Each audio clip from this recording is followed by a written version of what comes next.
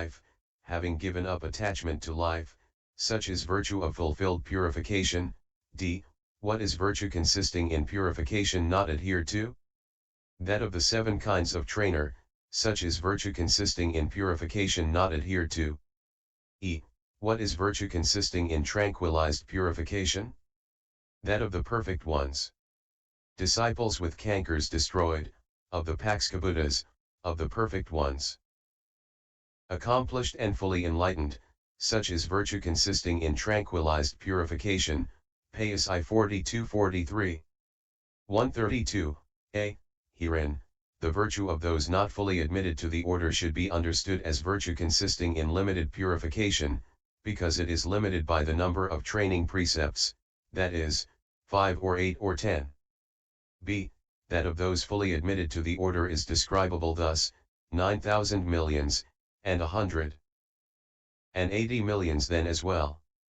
And 50 plus 100,000, and 30. 6 again to swell. The total restraint disciplines. These rules the enlightened one explains told. Underheads for filling out, which the discipline restraint contains. So although limited in number, it should yet be understood as virtue consisting in unlimited purification, since it is undertaken without reserve and has no obvious limits such as gain, fame, relatives, limbs, or life. Like the virtue of the elder Mahatissa the mango eater who lived at Siragumba, see 122 above. 133 For that venerable one never abandoned the following good man's recollection. Wealth for a sound limb's sake should be renounced, and one who guards his life gives up his limbs. And wealth and limbs and life, each one of these, a man gives up who practices the Dhamma. And he never transgressed a training precept even when his life was in the balance, and in this way he reached Arahantship with that same virtue of unlimited purification as his support while he was being carried on a lay devotee's back. According to as it is said, nor your mother nor your father nor your relatives and kin have done as much as this for you because you are possessed of virtue. So, stirred with urgency, and wisely comprehending 36 with insight, while carried on his helper's back, he reached the goal of Arahantship. 134. C. The magnanimous ordinary man's virtue, which from the time of admission to the order is devoid even of the stain of a wrong thought because of its extreme purity, like a gem of purest water, like well-refined gold, becomes the proximate cause for Arahantship itself, which is why it is called consisting of fulfilled purification. Like that of the elder Sayagarakita the Great and Sayagarakita the Nephew. 135 The elder Sayagarakita the Great, Maha Sayagarakita, aged over 60, was lying, it seems, on his deathbed. The order of bhikkhus questioned him about attainment of the supramundane state. The elder said, I have no supramundane state. Then the young bhikkhu who was attending on him said, Venerable sir, people have come as much as 12 leagues, thinking that you have reached nibbana. It will be a disappointment for many if you die as an ordinary man, friend, thinking to see the Blessed One Metya. I did not try for insight. So help me to sit up and give me the chance. He helped the elder to sit up and went out. As he went out the elder reached Arahantship and he gave a sign by snapping his fingers. The order assembled and said to him, Venerable sir, you have done a difficult thing in achieving the supramundane state in the hour of death. That was not difficult, friends. But rather I will tell you what is difficult. Friends, I see no action done by me without mindfulness and unknowingly since the time I went forth. His nephew also reached Arahantship in the same way at the age of 50 years. 136 Now, if a man has little learning and he is careless of his virtue, they censure him on both accounts for lack of virtue and of learning. But if he is of little learning yet he is careful of his virtue, they praise him for his virtue, so it is as though he too had learning. And if he is of ample learning yet he is careless of his virtue, they blame him for his virtue, so it is as though he had no learning. But if he is of ample learning and he is careful of his virtue, they give him praise on both accounts for virtue and as well for learning. the Buddhist pupil of much learning who keeps the law with understanding, a jewel of Jambu River gold 37. Who is here fit to censure him? Deities praise him constantly. By Brahma also is he praised, A27. 137, d. What should be understood as virtue consisting in purification not adhered to is trainer's virtue, because it is not adhered to by false view, and ordinary men's virtue when not adhered to by greed. Like the virtue of the elder Tissa the landowner's son, Kuþumbiyaputta-Tissa-thera. Wanting to become established in Arahantship independence on such virtue, this venerable one told his enemies, I broke the bones of both my legs to give the pledge you asked from me. I am revolted and ashamed at death accompanied by greed. And after I had thought on this, and wisely then applied insight, when the sun rose and shone on me, I had become an Arahant, Mai 233. 138 Also there was a certain senior elder who was very ill and unable to eat with his own hand. He was writhing smeared with his own urine and excrement. Seeing him, a certain young bhikkhu said, Oh, what a painful process life is. The senior elder told him, If I were to die now, friend, I should obtain the bliss of heaven, I have no doubt of that. But the bliss obtained by breaking this virtue would be like the lay state obtained by disavowing the training, and he added, I shall die together with my virtue. As he lay there, he comprehended that same illness with insight, and he reached Arahantship. Having done so, he pronounced these verses to the order of bhikkhus. I am victim of a sickening disease that racks me with its burden of cruel pain, as flowers in the dust burned by the sun. So this my corpse will soon have withered up. Unbeautiful called beautiful. Unclean while reckoned as if clean. Though full of ordure seeming fair to him that cannot see it clear. So out upon this ailing rotting body, fetid and filthy, punished with affliction, doting on which this silly generation has lost the way to be reborn in heaven. JA2 437. 139, e.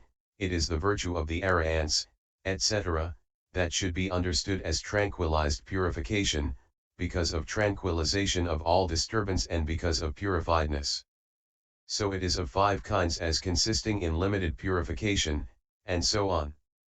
140, in the second pentad the meaning should be understood as the abandoning, etc., of killing living things, etc., for this is said in the Pisamhita, 5 kinds of virtue, in the case of killing living things, a.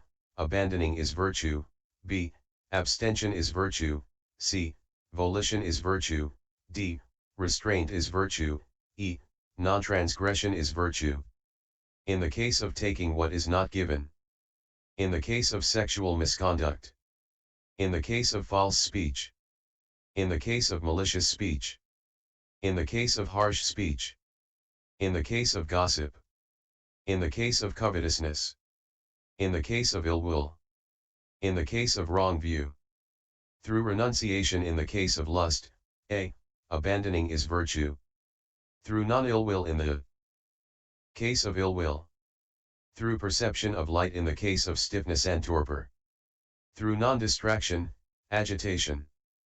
Through definition of states, Dhamma, uncertainty. Through knowledge, ignorance. Through gladdening in the case of boredom. Through the first jhana in the case of the hindrances, a. Abandoning is virtue. Through the second jhana, applied and sustained thought.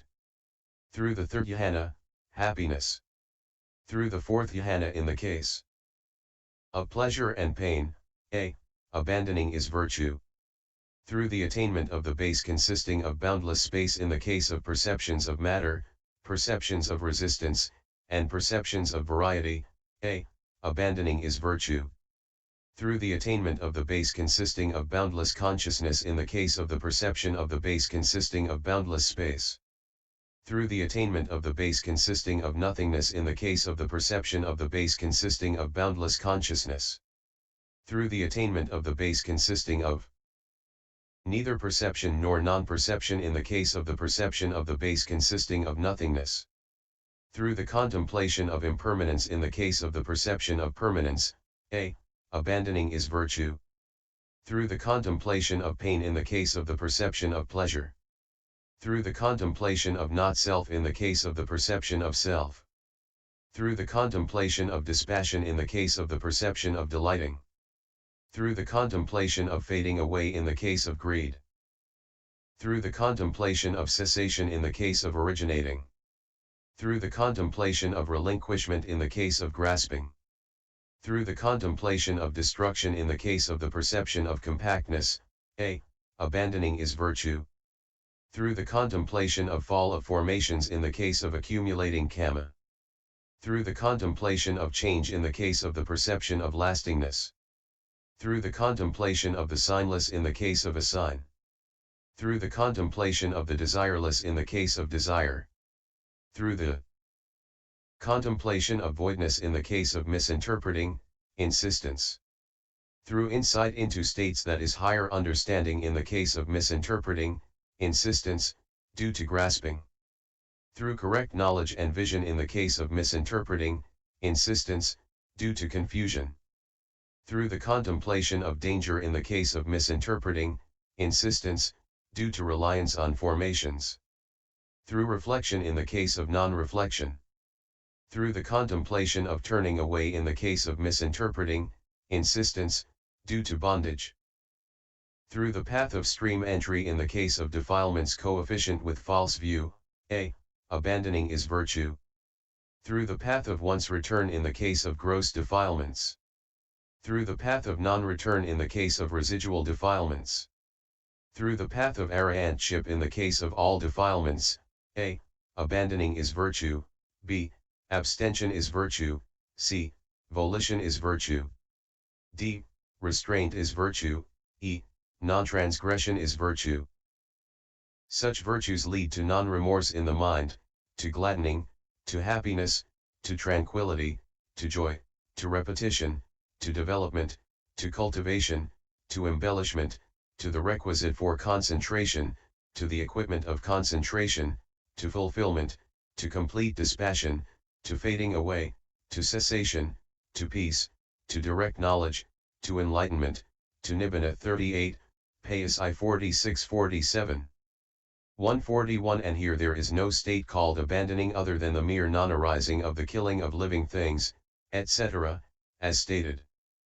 But the abandoning of a given unprofitable state upholds a given profitable state in the sense of providing a foundation for it, and concentrates it by preventing wavering, so it is called virtue, sila, in the sense of composing, silana, reckoned as upholding and concentrating as stated earlier, 19.